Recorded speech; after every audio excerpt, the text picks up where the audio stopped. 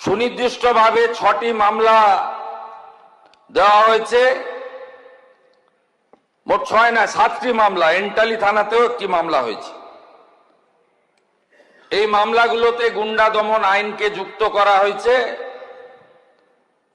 এবং প্রায় 70 জনকে চিহ্নিত করা হয়েছে, যাদের একজনও ছাত্র নয়, যারা একজনও সেলফ ডিক্লেয়ার ককরোচ পার্টির মেম্বার নয়, যারা একজনও নিট সংক্রান্ত আন্দোলনকারীদের অংশ নয়। 4 জন কুখ্যাত লোকের নাম আমি এখানে বলছি, যাদেরকে আমরা ছাড়বো না।